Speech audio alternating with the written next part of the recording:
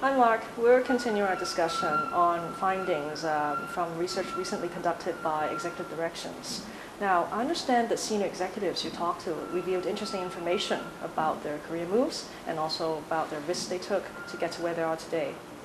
Yes, Catherine, if you recall, we talked to people that were quite senior vice presidents, managing directors, C-level executives. So they'd reached a level of success already, and we were interested to find out the risks they took and how they made moves in their careers to get to this position. One risk that seemed to have a big payoff for these people was moving countries or moving regions. Were there other risks that they took that were successful? Yes, Catherine, there were two other risks that had payoff as well, and that was moving industries and secondly moving across functions.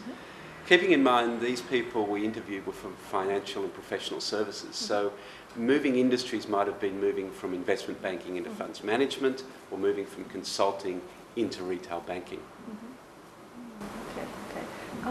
This reminds me of the talent gap that we talked about last time, that there's a difference between what a manager wants versus what the actual executive would want from a career. Is there anything that you can comment on about this? Yes, Catherine, this further reiterates this issue of the talent gap, the gap between executive talent wanting change and wanting self-actualisation and wanting new and different jobs, and hiring managers wanting the same tried and tested executive going into the role. This talent gap is clearly structural. What was also interesting is we asked these people how they made their successful moves. And moves, particularly moves that involve moving industries or moving regions, were often made through personal networks. They weren't made through headhunters or responding to jobs. They were made through personal networks or through bosses or past bosses. Okay. Were there then risks that were actually less productive? There was one risk that didn't have a payoff, and that was moving careers for personal reason. Maybe self-obvious, but if you changed a career for a personal reason, you got a personal benefit, not necessarily a career benefit. Okay, I see. So then career moves should really be congruent with career paths? A lot of these people didn't necessarily have a predetermined career path, but they assessed each career move against their success factors for their career.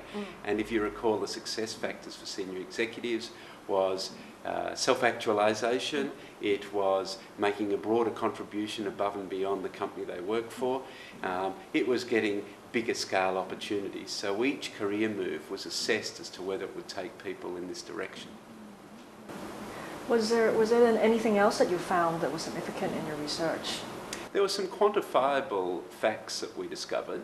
For example, on average, these people had had 6.5 career moves so far in their career. They'd had 5 company moves, and the longest stay at any one company, on average, was 8 years. 5 company moves sounds, quite a lot. Based on your take on the findings, what do you make of this, the data? Well, it would suggest that if you're in the same job in the same company 10 years down the track, it's very difficult for you to move into senior management. What was also interesting is that there were more career moves than company moves. So career moves were taking place within a company rather than having to move companies. Okay, all right. Thank you very much, Mark. Thanks, Catherine.